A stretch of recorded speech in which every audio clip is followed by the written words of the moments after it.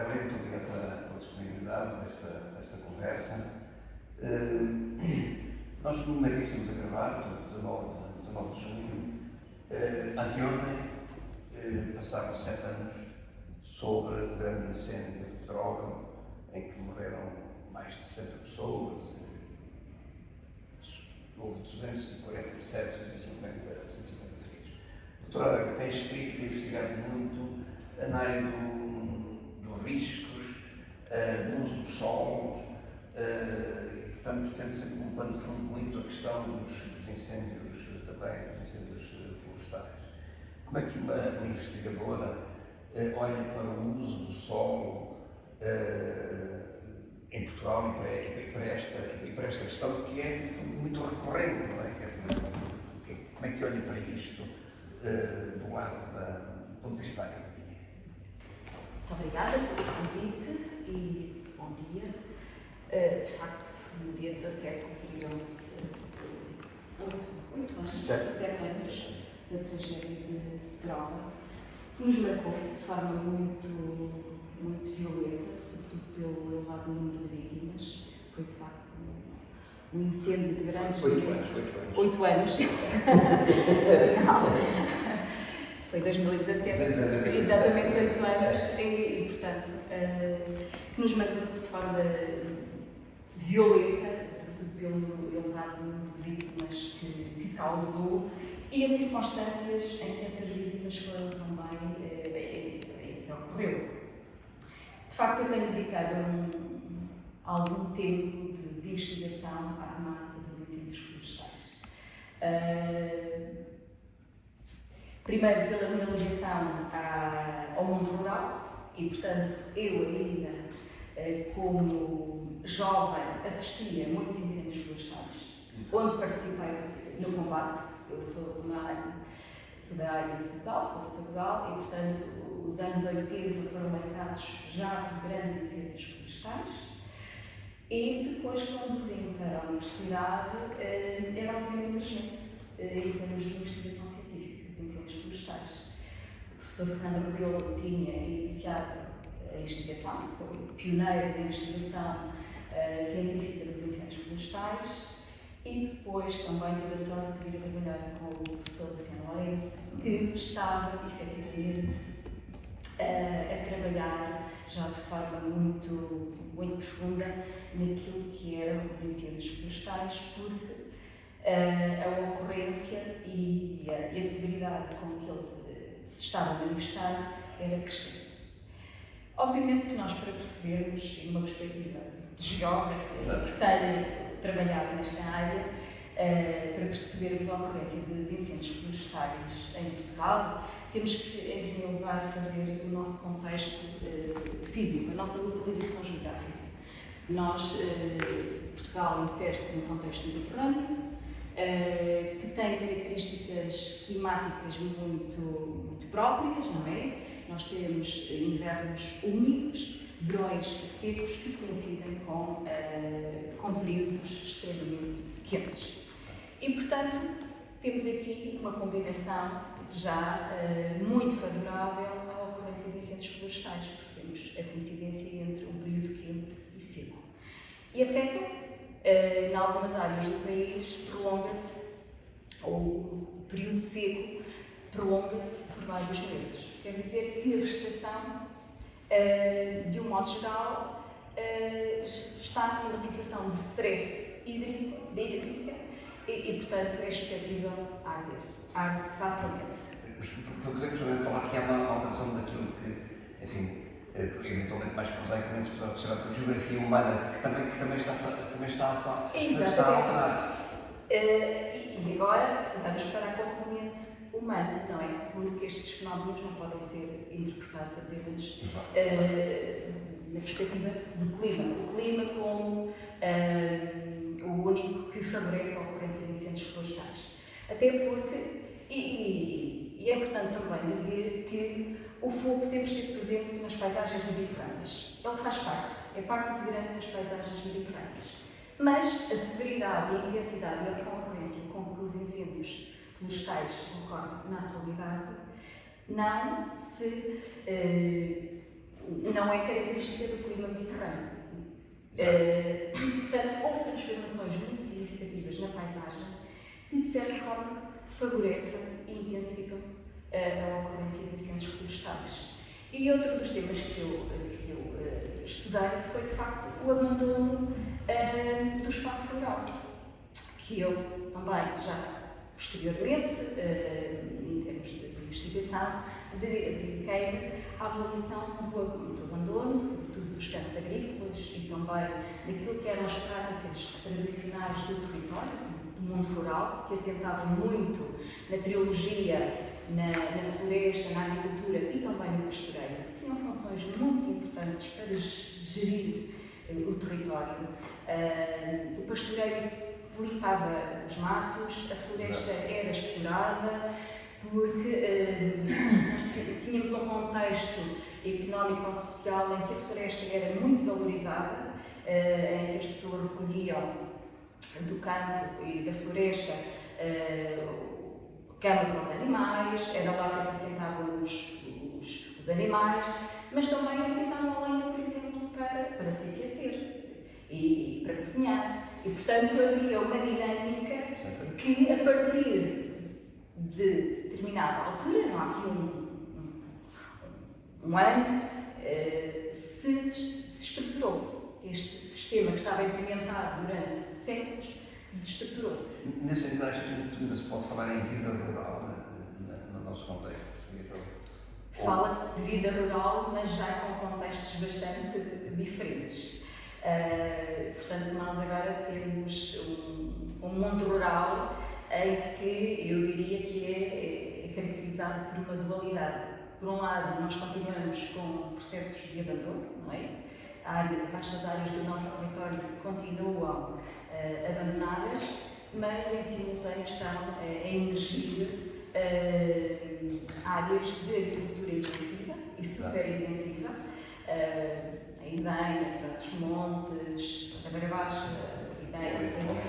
no Alentejo, no Algarve também, exatamente, que de certa forma são o oposto ou o inverso daquilo que é o tradicional. O tradicional são as culturas extensivas, em regime extensivo, em que nós temos solos extremamente pobres, muito degradados e que a cultura predominante, ou aquela que pelo menos se desenvolvia sem grande intervenção antrópica, era a cultura de cereais, que veio praticamente a ser abandonada, primeiro com o fluxo migratório, não é? Porque as condições de vida no meio rural eram verdadeiramente miseráveis. Eu tive a experiência de viver ainda esse mundo rural e a saída maciça da população ainda a trabalhar para a França, Suíça, Alemanha e, portanto, iniciou-se aí um processo de abandono agrícola, a saída da população, não é? Sobretudo dos mais jovens e dos homens. Esse abandono viria depois também a ser reforçado pela nossa integração na comunidade europeia, na atual União Europeia, com políticas, com a política agrícola comum, em que os agricultores recebiam subsídios para retirar as suas terras de produção. Essa política também tem impactos muito significativos, eu não digo no abandono, mas na reconversão de alguns usos do solo. E essa dinâmica, naturalmente, que se foi intensificando, abandono agrícola, e o que é que acontece quando um terreno é abandonado? Portanto, inicia-se um processo de recuperação da vegetação. Com diferentes fases. É uma fase em que nós temos matos, para se estabelecer uma floresta são necessárias várias décadas, 40 e 50 anos. E estes matos foram longevidos e, no contexto mediterrâneo, dão origem a incêndios florestais, ou melhor, são facilmente ardidos. Obviamente, quando nós pensamos em incêndios florestais, e eu também é outra das vertentes que tenho investigado nos incêndios, não é? A sua componente dos fatores que contribuem para a sua ocorrência e dimensão, mas também as motivações que estão na sua origem. Nós temos, neste momento, ainda uma elevada percentagem de incêndios intencionais. As causas, as motivações que levam à origem de incêndios são intencionais. Mas que também tem mudado ao longo dos anos, ou não? Qual é a sua percepção? A minha percepção, e até porque eu estou a trabalhar na questão das ignições, e aqui estou apenas a focar naquilo que são as ignições, de facto tem havido uma diminuição do número de ignições. No entanto, no conjunto de ignições em cujas causas são apuradas, eu diria que 1/3 das causas são intencionais. As negligentes, de facto, são em número superior, e aí tem que haver uma maior prevenção e uma maior informação de quem faz estas queimadas em fora de época ou de contexto, que depois dá origem, em muitos casos, a grandes incêndios florestais. Mas há aqui uma componente intencional que é difícil de controlar. Claro. Mas houve uma altura, a década de 80, sobretudo, no início dos anos 90, quando se falava da intencionalidade dos fogos, estava muito ligada a essa intencionalidade à questão da indústria, não é? Ligada-se muito à indústria correta, à papel, etc.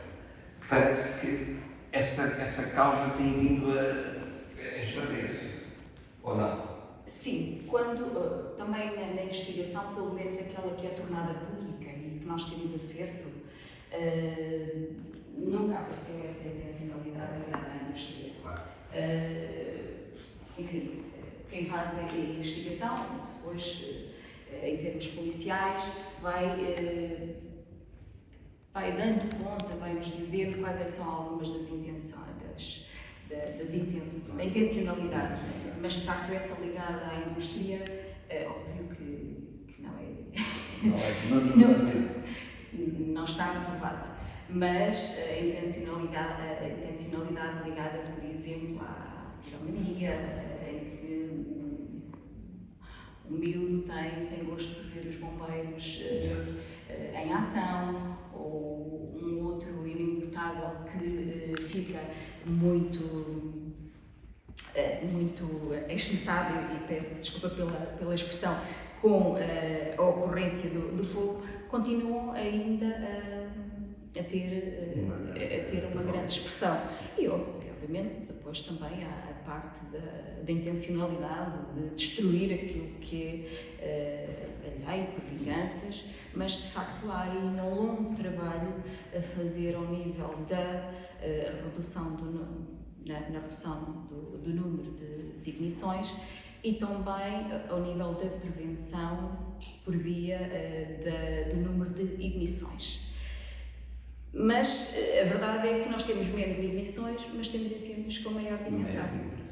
A verdade é que em 2017 ultrapassou-se o limiar daquilo que era um grande incêndio florestal. Tivemos incêndios com mais de 40.000 hectares, o que é, de facto, uma dimensão enorme. Obviamente que, para além deste abandono agrícola, também houve aquilo que nós vamos em qualquer passeio, aqui na região centro ao norte, e as paisagens que observamos, elas são de monocultura.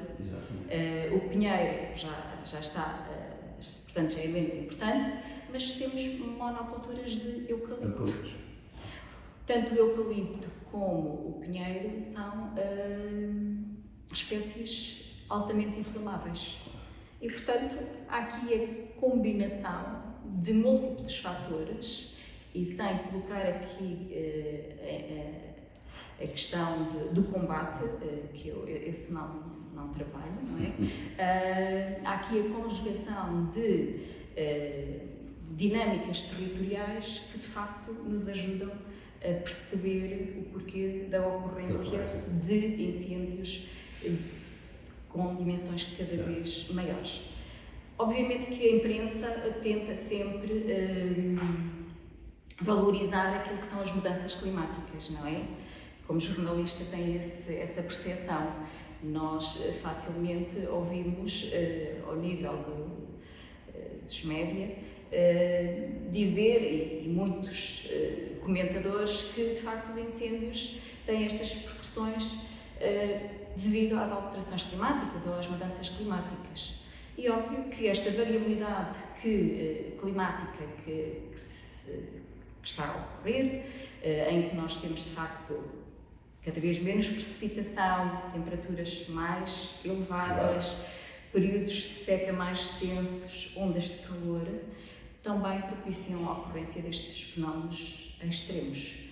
E a coincidência é quase sempre coincidente a ocorrência de fenómenos extremos, do ponto de vista meteorológico, e incêndios de grande dimensão. Se nós tivéssemos uma floresta ordenada, seria mais fácil ainda, neste contexto de extremo, não é? De controlar os incêndios de grandes, ou não permitir que os incêndios atingissem proporções tão significativas. Há pouco eu estava a falar num aspecto que eu gostaria de recuperar. Portanto, a doutora começou por falar que é oriundo do Sabugal, portanto, depois introduziu um pouco mais adiante a componente da imigração, não é? Portanto, para no fundo ilustrar esta crescente rarefação populacional, enfim, em determinado tipo de zonas. E de facto o Sabugal foi, nos anos 60, 70, profundamente marcado pela imigração, não é? E por muita imigração até, como se dizia à época, assalto, não é? Portanto, que hoje, em linguagem jurídica, nós dizemos que é ilegal. Aquilo que eu lhe pedi era um olhar simultaneamente da investigadora, da académica, mas também da cidadã, sobre a discussão atual relativamente às questões das migrações. Como é que olha para este fenómeno hoje, que está tão presente no espaço público? No espaço público, de facto, há aqui. Portugal continua a ser um país em que há imigração, não é? Infelizmente, saiu agora uma notícia, penso que foi aqui da Universidade de Coimbra, em que questionámos os nossos estudantes sobre a possibilidade de, em final de estudos, não é? Emigrarem. E penso que a resposta foi 2/3. 2 em cada 3 teriam intenções de emigrar.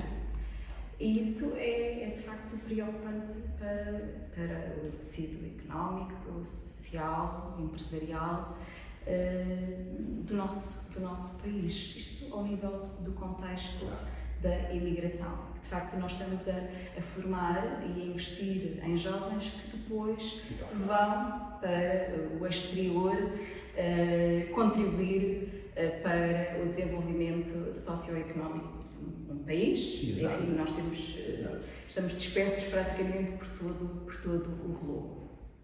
A questão da imigração, que tanto se tem falado, e a questão da sua integração, na realidade, ela é fundamental para a atividade económica. E eu, conhecendo a realidade do interior, e permitam-me que use também mais uma vez uma experiência pessoal de um projeto de investigação que nós tivemos na Beira Baixa, em Idanha, em que visitámos uma quinta, um nogueiral com 300 hectares, e só o responsável, os donos eram estrangeiros, não se sabia muito bem qual a nacionalidade, e todos os trabalhadores eram estrangeiros. E, portanto, a verdade é que na agricultura, devido a causas diversas, possivelmente é um trabalho árduo, trabalhar na agricultura, e aos baixos salários que são praticados, na realidade não há população, não há gente que queira trabalhar na agricultura. No interior, no litoral, também não há gente que queira trabalhar noutras atividades que são mais pesadas. As obras do metro, quando nós passávamos ali na Solon, bastava olharmos para os trabalhadores que ali estavam. Eu não me vou manifestar relativamente à origem, porque não sei, mas eram imigrantes e, portanto, eles são fundamentais para que o nosso tecido económico continue a trabalhar. Há outras áreas, por exemplo, a hotelaria, em que uma boa parte dos trabalhadores são igualmente imigrantes. Portanto, há áreas onde a imigração tem um papel fundamental. Naturalmente que estas visões mais extremistas de que os imigrantes vêm retirar o trabalho aos portugueses é completamente fora de contexto, só quem não conhece a realidade e eu conheço, sobretudo, o interior em que não há mão de obra. Claro. Não há mão de obra para fazer o que quer que seja. E não há nenhum estudo, nada que prove isso, que eles vêm retirar o trabalho às pessoas que cá estão, não é? Que eu tenho conhecimento, não. Também não é, de facto, a minha área de trabalho, mas a minha porque o nosso desemprego é muito baixo. Exatamente. E, portanto, há necessidade de mão de obra não qualificada para trabalhar. Exato. Em atividades que a maior parte dos nossos desempregados não estão disponíveis para assegurar.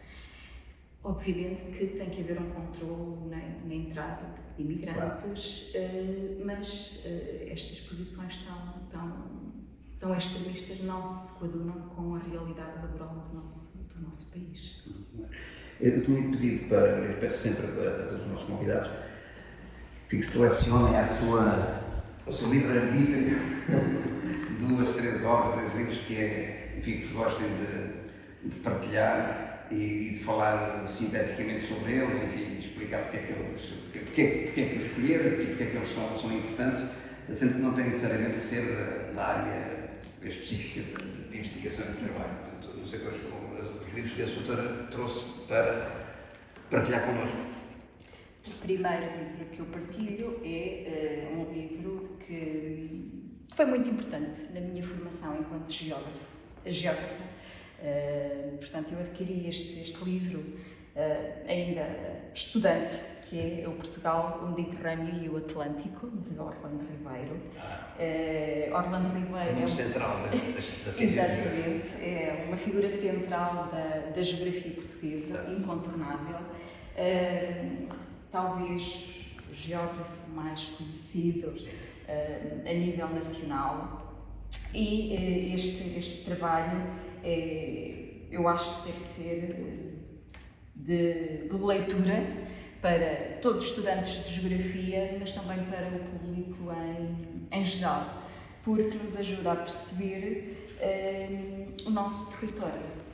Obviamente que a primeira edição foi de 1945, ele fez posteriores ajustes e atualizações. Esta já é a 6ª edição, revista e ampliada. Ele foi sempre tentando responder àquilo que eram as mudanças do ponto de vista geográfico, sem perder aquilo que é a essência da geografia do nosso território, que é marcada pela sua componente física, mas também por uma longa história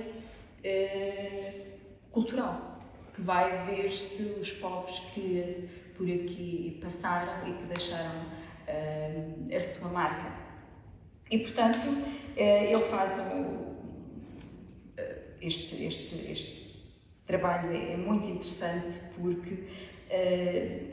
porque há uma frase que é mais ou menos esta: Portugal é Atlântico por posição, e mediterrâneo por feição ou por natureza, que nos fica no ouvido. E porquê? Porque, de facto, Portugal é banhado apenas pelo Atlântico, peço desculpa, para dizer que, de facto, ainda há muita gente que pensa que Portugal é banhado pelo Mediterrâneo, que é um erro tremendo, mas que ainda prevalece. Mas as nossas características, do ponto de vista físico, são maioritariamente mediterrâneas, ou seja, o nosso clima, salvo áreas muito reduzidas, é um clima tipicamente mediterrâneo, como eu já referi anteriormente, não é? Com invernos suaves e verões quentes e secos. E, portanto, ele faz uma descrição exímia do nosso território, e das múltiplas influências que por aqui passaram. Faz também uma caracterização da economia e da vida agrária, que é muito importante para nós percebermos o que é que existia, como é que era a paisagem rural portuguesa portanto, há menos de um século, há 50 ou 70 ou 80 anos, e como é que é a paisagem rural na atualidade. Para nós percebermos o atual, temos que fazer sempre esta perspectiva histórica. Além disso, ele combina aqui múltiplas áreas múltiplas ciências. Não é apenas a geografia, faz depois a conjugação com a geologia, com a botânica, com a história, com a etnografia, e, portanto, é um livro extremamente rico. E é muito importante para nós percebermos a dualidade do nosso território. Nós falamos sempre em norte-sul, não é? Em litoral interior, estes contrastes, mas que na sua diversidade dão unidade ao nosso território. Ele faz a divisão do nosso território em 3 grandes áreas, que é o Norte Atlântico, que de facto tem uma forte influência do Oceano Atlântico, sobretudo ao nível da regulação do clima, com mais quantidade de precipitação, que depois vai ter um efeito muito relevante no tipo de coberto e nas espécies vegetais que predominam. O Norte Interior, não é? Que devido à existência de montanhas, não permite a passagem das massas de ar e, portanto, temos já um norte interior com características completamente diferentes, e depois o Alentejo. E, além disso, ele também faz aqui, além de apresentar mapas, que numa altura em que era difícil fazer mapas, ele ilustra aqui essa diversidade, os arvoredos que existiam, qual era a sua expressão geográfica. Nesta fase ainda estávamos muito marcados pela cultura de cereais, e ele faz aqui então a cartografia das áreas onde predominava o milho, o centeio, o trigo, o olival. Nós pensamos neste momento, onde é que está o centeio, não é? Onde é que se produz centeio, ou até mesmo trigo. E também a questão da população, que de facto, desde 1900, desde a década de 30 até esta atualização, mudou de forma muito significativa. Nós, em 1950, tivemos o auge, o máximo da ocupação do interior, em termos de população, e a partir dessa década, de facto, houve um despovoamento atroz, quer para o exterior, não é? A migração, mas também para exatamente as migrações interiores, para as grandes cidades, nomeadamente para o litoral, também o desenvolvimento das cinturas industriais, não é? Também. Começam a emergir. Exatamente, sim. E depois também faz aqui um esboço de divisão geográfica, em que ele cria 23 unidades de paisagem, que nós continuamos a utilizar no nosso dia-a-dia, não é?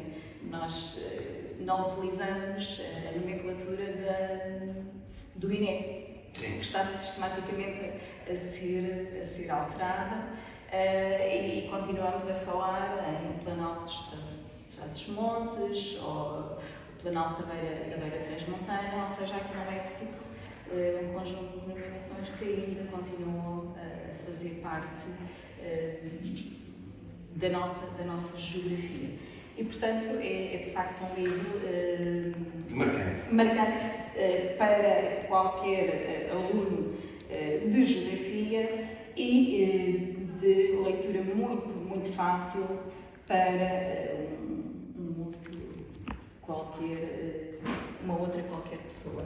Sim. Vejo aí em cima também um livro que aparentemente não parece não ter a ver com a geografia, mas tem muito a ver com a geografia, que é Quando os Olhos Uivam do Aquilino Ribeiro, não é? Sim. Tem a ver também com essa questão dos solos, não é?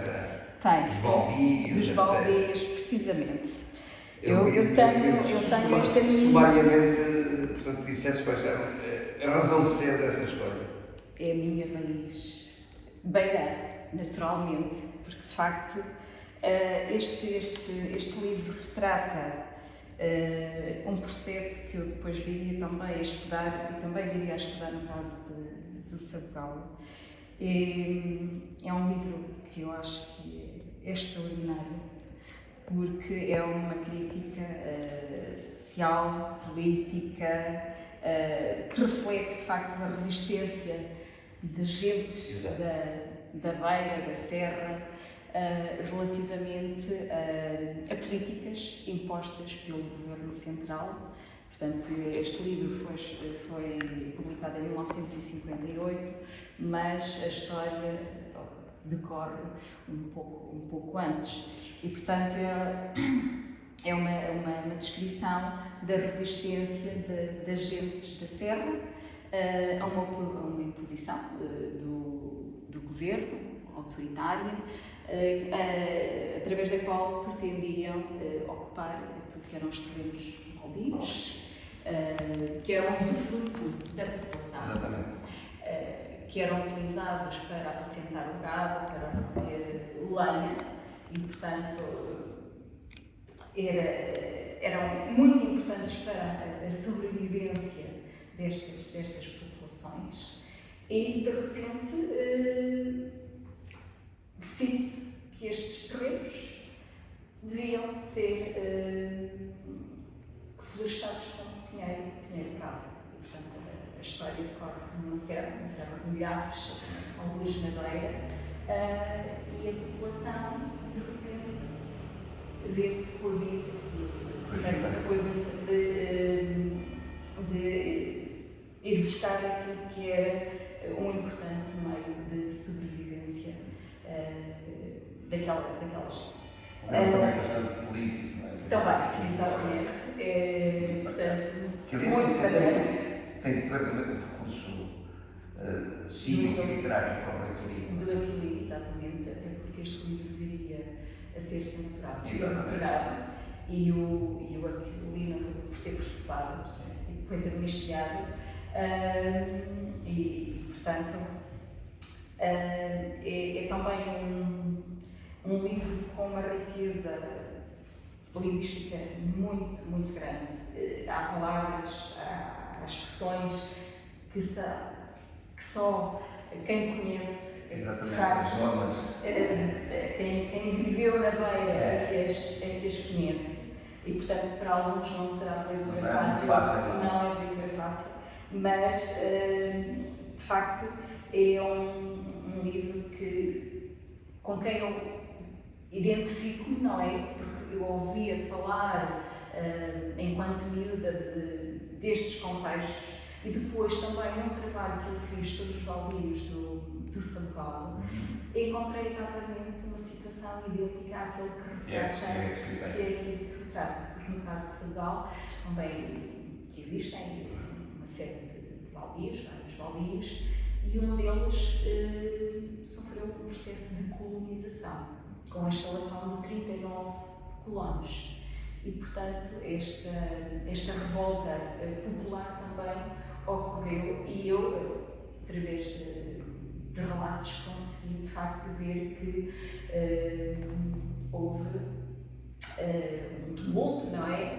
Em que várias centenas de pessoas se juntaram para tentar, enfim, dissuadir o engenheiro que era responsável pelas obras de colonização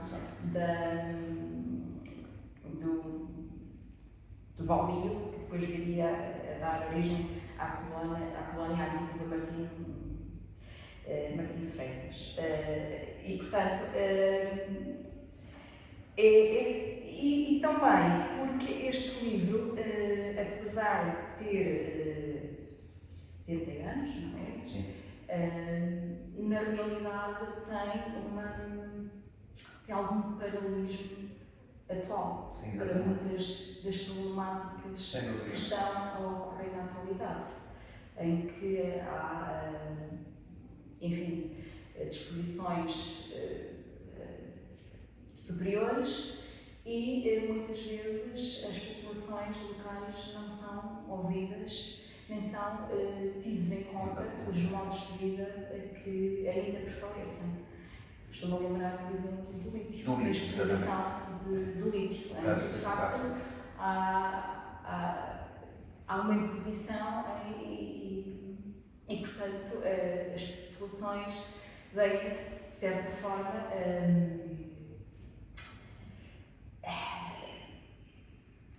como é que eu hei de retratar? Veem-se coagidas, não é?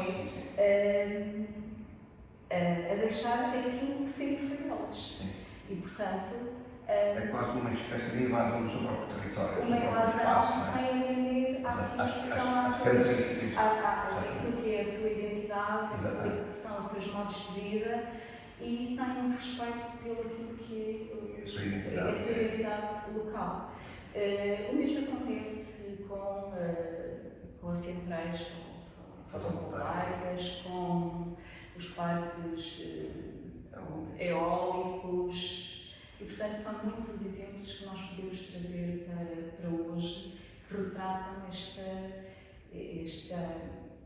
esta falta de ligação entre aquilo que é o poder central e aquilo que é a realidade local. Finalmente, muito resumidamente, até porque este último é de fast read, não sei se utiliza este termo, portanto é um livro relativamente recente, 2024, da Samantha Harvey, Orbital, e que eu achei que era interessante porque conta a história de 6 astronautas que estão no espaço a recolher dados e a fazer experiências científicas e que vão observando a Terra no seu movimento de rotação. E aqui há uma perspectiva muito interessante. Nós habitualmente vemos a Terra na horizontal, não é? E eles têm a perspectiva da Terra de cima para baixo e na sua totalidade. E, portanto, a beleza da Terra e do seu movimento de rotação e das órbitas que eles vão fazendo à volta da Terra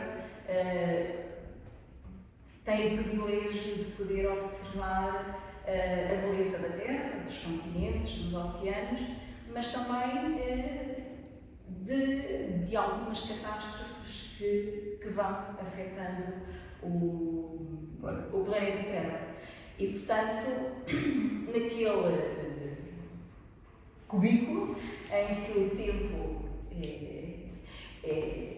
é grande, não é? Para refletir sobre alguns aspectos que às vezes no nosso dia-a-dia não nos são tão relevantes, eles começam a questionar o que é que será da Terra, não é? Ou melhor, o que é que será o futuro da humanidade com